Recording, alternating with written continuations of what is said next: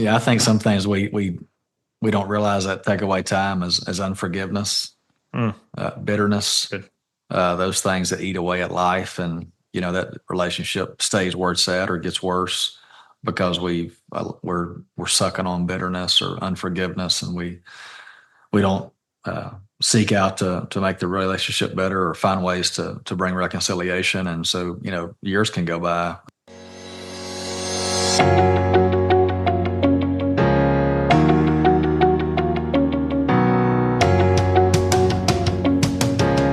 Well, good morning, listeners. Thank you so much for tuning in to the Real Momentum Podcast, where it is our vision and passion to reach and lead men for kingdom impact.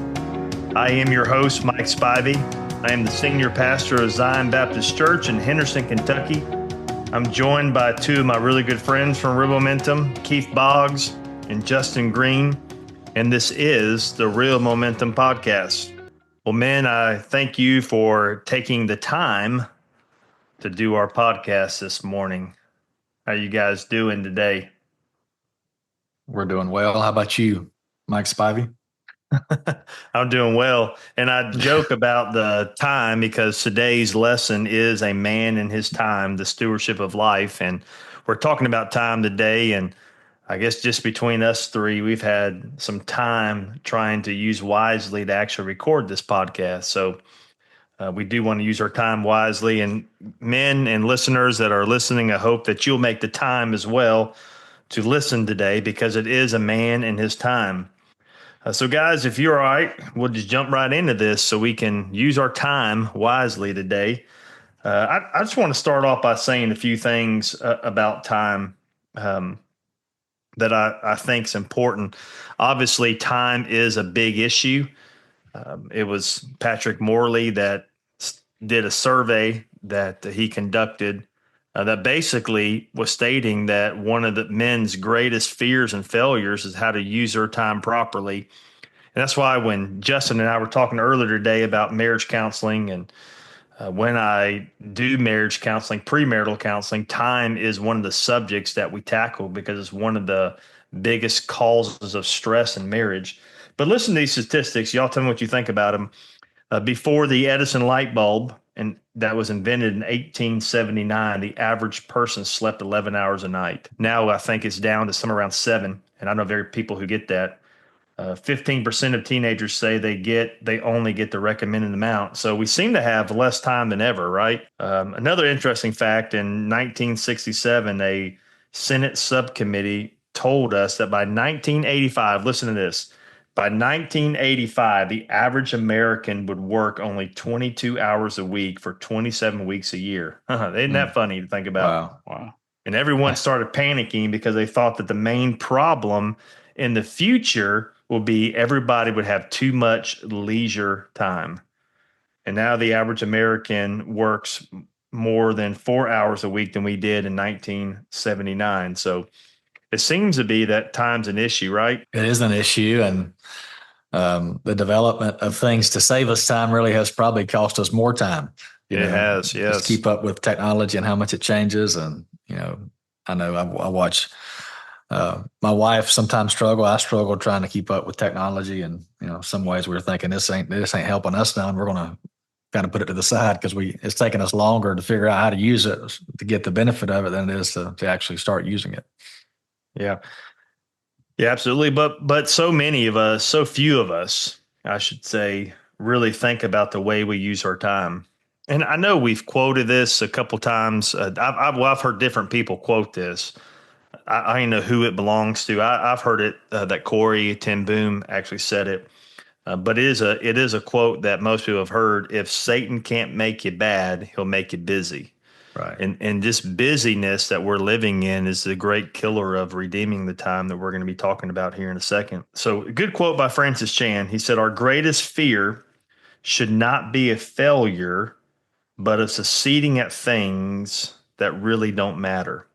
So, if we're talking about time and our greatest fear should be at succeeding at things, spending our time at things that don't matter, what do you guys think some of the things that really matters are? What are some things that really matter? How we use our time? I would say, obviously family and, our faith, personal time with our Lord and Savior as He ministers to us, time in His Word, um, putting time in to go to maybe go exercise or go to church during the week. All those things require scheduling and investing in your own children, and those kind of things require just intentional approach because it's going to get away from you. Weeks fly by for me now, days fly by. So just trying to keep up with what we're supposed to do and stay on top of that. So if we do miss opportunities, a lot of times I'm finding we really can't get them back because Yeah. that window moves fairly quickly, and if it moves quickly, we miss out on a chance to speak into our children's life or something else catches our attention, and before you know it, we're Thursday, and this happened on Monday, and we hadn't even thought about it since that encounter. Absolutely. You said that the days fly by. Somebody once said, especially when your kids are young, that the days are long, but the years are short. And you know that, Keith, because some of your kids are grown, and it seems like, man, some of those days where they're crying at night or not wanting to go to bed or fussing, those are long, long days and tiring as parents, but the years are short. And time's one of those things that once it's gone, it's gone. And we're going to talk about how to redeem the time, as Paul tells us in Ephesians 5:16. Yeah. But so today, I know, Justin, you were talking about walking and getting your health back. Is that going all right, by the way? Doing well, and definitely that's something I think a lot of people neglect. Is giving time to the Right. physical elements of their life. Yeah. If you Right. don't give time and attention to it, if you neglect it, it's gonna cost you. Right. And I brought that up because I went for a walk today, and I've been trying to eat healthier. I've put on more weight than I really ever have here lately. Just that winter weight, it's easy to do, and I'm just be honest with you, it's fun to do. I like to eat, and I like to eat things that aren't very good for you. I'm a Baptist pastor. I'm always eating somewhere or something. Bless God. Amen. Amen. That's right. Potluck, or depending on where your theology is, it could be pot providence. But anyways, so here, at least at this stage of my life, I think, Justin, that if you lose your health a little bit, for the most part, you can gain that back over time, exercise, eating right. I've known people who lost a lot of money. Dave Ramsey's a famous one who's gained it back. But time is one of those things. Once it's gone, it's gone. Yeah. You can't get it back, right? That's right. And I wish we could. So if we're going to talk about succeeding at things that really matter, you guys are right. I want to read to you Ezekiel 22:30. This is what matters. This is how we ought to be using our time. He says, "So I sought for a man among them who would make a wall and stand in the gap before me on my behalf, that I should not destroy it, but I found no one." And so the things that really matter is that Francis Chan is saying, are we going to be men who make time to be useful for the master? I mean, we're living for a time that we're not going to be living for one day, that we're not going to see one day. I told my men last night around our small group tables that hopefully our kids outlive us. That's the goal. That's the plan. But we're not going to be around forever, and we're living even now for a time that won't matter. And I think it's a good question to ask our listeners, especially our men. Are we doing anything with our time that has a potential to live forever and last forever? I think that's what it means to really succeed at the things that really matter in life. Yeah, and I think a big part of it is identifying the things that we're wasting time. And today, with all the time saving devices we have, those same time saving devices are also the time wasting devices. And Oh, so, yeah, it's a good point. when you talk about screen time nowadays, I mean, the Yeah. amount of time, and I'm not just talking about the kids, they're the ones that get targeted most of the time. But, I've sat in like waiting rooms and stuff before, and it's not just a teenager on their cell phone. It's everybody. I mean, Yeah. mom and dad, they've got the games out. Everybody's sitting on their cell phone. And so just the amount of screen time that people have. In fact, I saw one stat one time that was the average retired person, 60 and above, spends 4 to 6 hours a day watching television. Mm. So screen time isn't just a young person issue. Nope. It's it's a humanity issue, Yeah. especially in America. And so everybody's doing it. And I think that's like if you were to pinpoint one area where we waste most of our time, and it does have to be a cell phone, it's screen time altogether. I mean, we like to be entertained, and so that's where we spend a large majority of our time. And I don't know about you, but I just like for me that when I get to the end of my life, I don't want to look at the percentage of it, and a large percentage of it was spent in front of a screen. Yeah. And Yeah. so I think that's one of the biggest ones that takes place. Y'all Yeah. may remember this. Growing up, I remember going to my grandfather's house. We'd leave and take the 20, 30-minute drive down to almost downtown Atlanta. And family would get there together and we would hang out a little bit. And the Atlanta Journal-Constitution would pull out and everybody would have a page. They got the page in front of them reading the newspaper. And I know, you can go through the newspaper fairly quickly and find stuff that you want to read. But, with the technology that we have and the phones that we have that's constantly with us, and you can always access it, where that newspaper might be, somebody might pick it up and set it to the side. You might even forget where it's at or possibly throw it away. But I remember looking around the living room and seeing not somebody, but most everybody in the living room, at least the men, reading the newspaper, trying to check out the scores or reading about the city that they were living in and all that. So I think there's probably always going to be something that gets in the way if we're not careful, and how we get intentional to make sure we're focusing on what really does matter, giving our time to stuff. And not that what they were doing didn't matter, but I think anything, if we're not careful, could take away from the time that we need to give it. Yeah. And to some degree, I know it's worse in our culture today with all these. And that's why the subcommittee was looking at this. We're going to have all these time saving devices one day, and we're going to have too much free time. We know you're right, Justin. The things that save us time waste our time. And it's kind of always been this way. So I read a book not too long ago. It's called When I Relax. I don't remember who wrote it, but it says, when I relax, I feel guilty. And I'm going to bring this up a little later in the podcast about people pushing us at their pace, always living in this hurried state is killing our souls.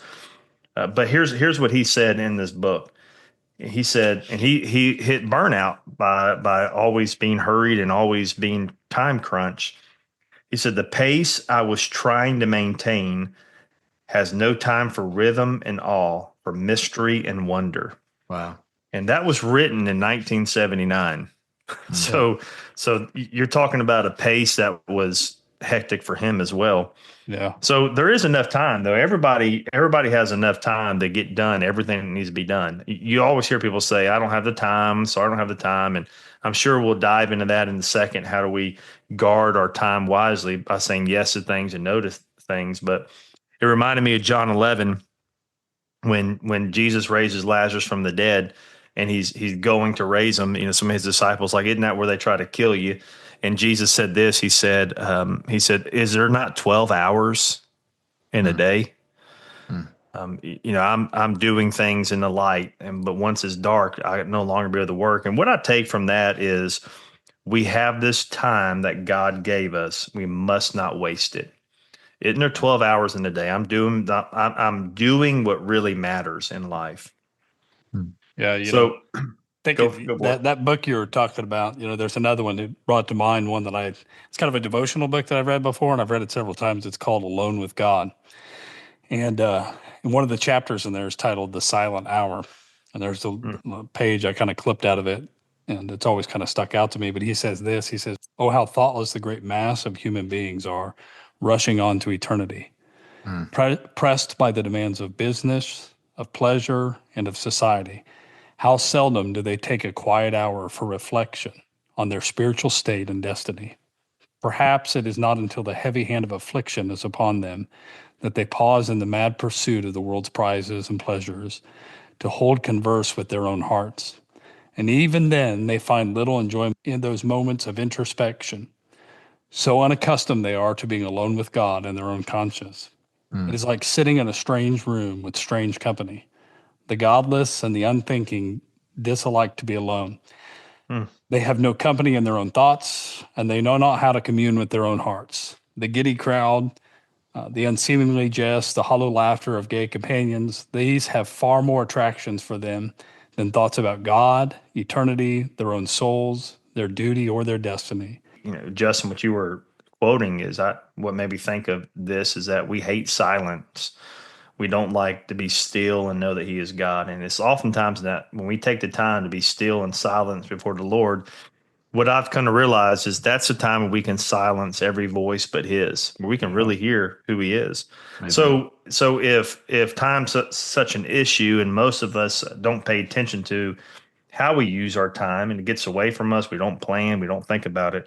What do you guys think some of the obstacles to managing time wisely are?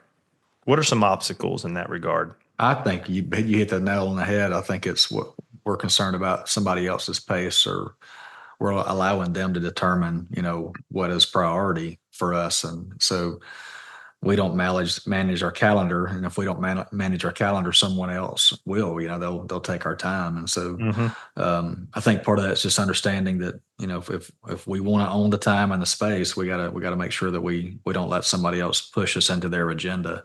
Yeah. And if we understand our calendar, understand our vision, our mission, and what it's going to take to see that come alive, automatically you're going to have to say no to some things, because you've already you've set the course. And if you make a choice to do this, and this takes a certain amount of time, then that time's going to be taken, and you can't give it somewhere else. So I think as you raise kids, as you even church ministry, I think we even look at schedules when we do men's ministry events. We want to make the most of our time, make the most of that time count. We don't want to waste the time that the men have. We want it to be effective and efficient, and at the same time, we don't want to, cut it short. So I think a lot of that, as we lean upon the Spirit, God determines and dictates, but especially as we try to, make the most of the days God's given us, and do it while it counts. And we gotta be real intentional. Delegation, obviously is one of them. Some people just aren't very good at delegating. Mm-hmm. That's for me has definitely been something I've had to learn, because in my prideful mind, nobody does it as good as I do. So delegation is I think definitely a way that a person could buy back their time. But then also what you say yes to and what you say no to, which ties back to what Keith was saying. If you don't have a clear understanding of what your vision and mission is, those become the filters for what you Right. say yes to and what you say no Yeah. to. And so a lot of people they just don't have a clear vision. So I think that's one of the biggest obstacles is like they're just not living on purpose, not living on point. And when you have that clear vision of, what you're to accomplish, then I think the yes and no's become a lot easier. I got a friend, he calls it exercising his no muscle. Yeah. Yeah. I I'm think not some very good things, at that either. yeah, I think some things we don't realize that take away time as unforgiveness, Mm. bitterness, Good. those things that eat away at life. And, that relationship stays where it's at or gets worse because we're sucking on bitterness or unforgiveness, and we don't seek out to make the relationship better or find ways to bring reconciliation. And so, years can go by. I was talking to a friend of mine the other day, talking about how he was with his father-in-law, and he's like, man, I was so stupid. I wasted all that time and lost all that opportunity with my father-in-law because I didn't respect him. I had a different perspective, and I tried to live my own way, and I didn't get the benefit of his time, and I eliminated the time that we could have had together. And his last words were, I miss that man. I wish I had that time back. Yeah. So bitterness and unforgiveness, pride, all that stuff gets in the way of our time. We just eats up time. And I think another one is just being indecisive.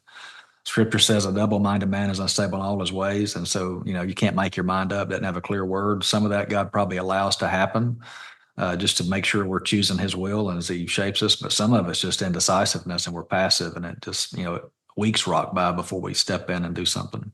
Yeah. Yeah. So we've all heard this, and y'all have all said the same thing. Everything you say yes to, you say no to something else, and vice versa. I think a big part of it is one of the things that steal our time is you said it, Keith. Nobody's going to guard your time. You're going to have to do that. Nobody's going to make you rest. You're going to have to do that. But people do push us at their own pace. So my boys, they started driving, and they're slow, and I want them to be slow. I was joking the other day. It feels like they go so fast where they're going 30 miles an hour, but I'm thinking they're killing it over there. And they always get kind of flustered when somebody's behind them on their tail. And I said, go at your own pace. Don't let people push you. And I tell you, one of the best books I've ever read is John Mark Comer, The Ruthless Elimination of Hurry. I think one of the obstacles of managing our time wisely is, if I could say them, is always being in a hurry. It's stealing our joy, stealing our time. And several things that he brought out is that Jesus was never in a hurry, but he's always on time. And I heard another guy say it like this. He said, sometimes God is awful slow, but he's never late. So one of the things that steals our time, that allows us not to manage time wisely, is always being in a hurry. We got to ruthlessly eliminate that. But I would say another one for me personally is not learning to rest and slow down. I know maybe we'll talk about the stop, sit down, slow down, all those things. But so the penalty for breaking a Sabbath rest in the Old Testament was death. John Mark Comer kind of brings out in his book that the penalty today is still death. It's just a slow death. That work only makes sense if we rest. Rest only makes sense if we work. So one of the things, and that's what God taught him on the Sabbath rest. Here's a time to work, and here's a time to rest. And you got to take time to do both. It was God's schedule. It was the Israelite schedule. It was Jesus's weekly schedule. It's the church's weekly schedule. I don't think we're any different than that. So we got to rest. Nobody's going to make us do that. We have to learn to take time to rest as well if we're going to manage our time wisely, to be refreshed and rejuvenated, right? I was thinking probably some of the most spiritual things you can do is actually rest and, take a nap. I love Sunday afternoon naps. Oh, yes. And I've learned to discipline my kids to get them down so I could get a nap. So, because Jesus did, right? He another napped. day coming. That's right. Yeah, I tell people all the time. You're right. One of the most spiritual things you can do is take a nap. I mean, Jesus did, and he's the perfect napper. I don't like naps. They never work for me. I always wake up more tired than I did. So you got to take a short one. Yeah, somebody told me the other day. They said if you don't like them, you're doing them wrong. That's right. Well, if you lay there too long, you got to learn to try to lay there a little shorter than usual. So hopefully you guys know how to manage your time a little more wisely and look out for some of those things that are obstacles and stealing away your time. And here's the thing: if rest and not being in a hurry and slowing down and sitting down and forgiving, all the things that we mentioned, not holding on to bitterness, if all those things are good gifts from God, which he wants to give us, why in the world would Satan not want to steal that away? His vision statements in the Bible, I've come to steal, kill, and to destroy. He wants to undo all the good things God does, and he wants to steal our time and have us focus on things that have no eternal impact. So Ephesians 5:16, redeem the time, grab a hold to the time. Time's fleeting, time's wasting. We got to redeem it while it's here. We can't go back in time. Even though every movie on a time machine's cool, I often think, man, if I had a time machine, what would I go and undo? And I tell men this all the time. One day at the end of your life, and you said something similar, Justin, you're not going to get to the end of your life and say, I wish I had more money. I wish I had bigger houses. I wish I would have spent more time in my garage on my car. You're going to say, I wish I had more time. I wish I used this thing differently and wisely. So we're talking about redeeming the time. How can we do that? Y'all tell me, what are some of the key elements involved in redeeming the time, and how can these elements be applied to our life? Let's just get really practical for the men and listeners that are listening here. One of the things we do, we have a family meeting every Sunday night, just going through our calendar and evaluating what the week's going to look like. And sometimes we'll go out, 2 or 3 months in advance just to see what's kind of where we're heading, so we don't waste opportunities, and we know what needs to be done. We're not trying to figure out, the week of what needs to be accomplished with the family or any opportunities that we may have. Justin's real good with meeting with those on our team, making sure we're keeping up to task on what's got to be, completed to make sure this event goes well or this opportunity goes well. And so I think part of it's just getting a good schedule and working the schedule and getting a good plan and working the plan. For our family, especially, we plan every meal because it just makes it easier for shopping and just being real intentional. And we don't hardly ever have a night out where we go somewhere to eat. So if that's something that comes up, it's almost like a spur of the moment because there's extra time that we have that we can take advantage of and maybe go somewhere on the way back home from church or something like that. But I think part of it, as you're looking at trying to buy back time, I want to go back to the unforgiveness piece. If there's somebody that's not forgiven someone, uh, you're wasting time in something that really matters in a relationship that really needs to be addressed. So I would seek to make that right and get before the Lord and be still and know that He's God and He can turn around a situation. You don't want years to go by wishing you would have done something. We're not guaranteed tomorrow. None of us are guaranteed our next breath. So I think we need to take advantage of the time and do what needs to be done, whether that's planning the week out or whether that's going to seek reconciliation out with somebody else. Yeah, I think you see that in Psalm 90, right, where Moses says, "Lord, teach us to number our days, we may apply our hearts unto wisdom." So, what does wisdom say to do? I think what wisdom cries out, one thing is evaluation, right? I got to look across my life, like, where am I investing my time? Where am I using that time each and every week? And I remember one time in Indiana, I just sat down and in our ministry there, I just listed all of the areas of ministry that I was directly over and involved in. And I evaluated how much time I was spending on each of those areas, which of those areas I enjoyed the most. And I looked at them and I said, if I were to pick the top three, and I think there were 6 things in the list, and out of those 6 things, I said, out of these 3, where do I feel the most fulfilled? And is that where I'm investing my time? Well, came to find out it actually wasn't. The things that I felt like I was most gifted in and the things that I got the most satisfaction out, I actually wasn't giving the most time to those things. But then I also took the list and gave it to my wife, and I said, "Hey, I want you to pick the top 3 for me.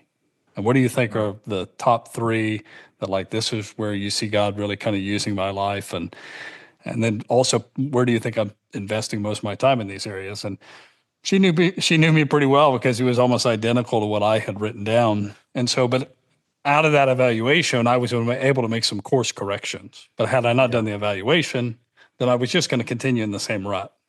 And so the frustrations that I was experiencing, I was just going to continue to experience those things. And then just from another practical side of it, you guys talk about like weekly stuff. My wife and I, another thing that we like to do is, like Keith was saying, like, we'll sit down on Sunday nights typically, we'll put the kids in bed, and we get a computer out and we make a meal schedule for that week. And so it's not like Monday comes around, what are we going to have to eat for tonight? We already know, and then it sets the grocery schedule. And so when we go to the grocery store, it's a lot faster, it's not we're not getting lost there, because we're not sure what the plan is. We've already determined that and set the course. And so it just kind of lines everything up. And we're still learning, we still adapting, getting better. Mm-hmm. Yeah. And all of y'all have said, you said it in your message on the 10 lessons of biblical masculinity, helping men win, on the section of time that you taught on.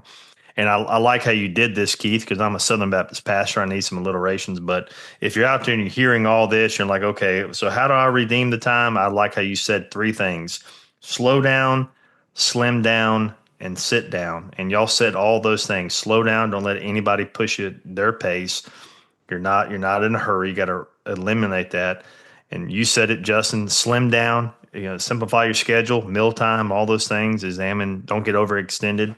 And then the last one is sit down. I like this one because you said on there, Keith, learn. And I think we got to learn.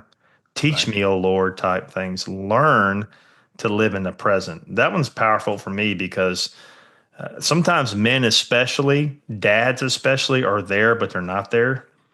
Right. They're present, but they're not present. So when you're sitting down with your family, don't be on your phone. Be in the moment. Be present with them. Live in the moment. Redeem that time. And I think it's just one of the things I like to do. I think helps me is I like to look at people's schedules. Like, how does this guy who seems to be successful in his life, and some of these are even secular, man, how do they plan their day? I just want to see what that. And so I know for me, this is the way I'm wired. So let me just say this up front: we're all wired differently, but we're commanded the same. Amen.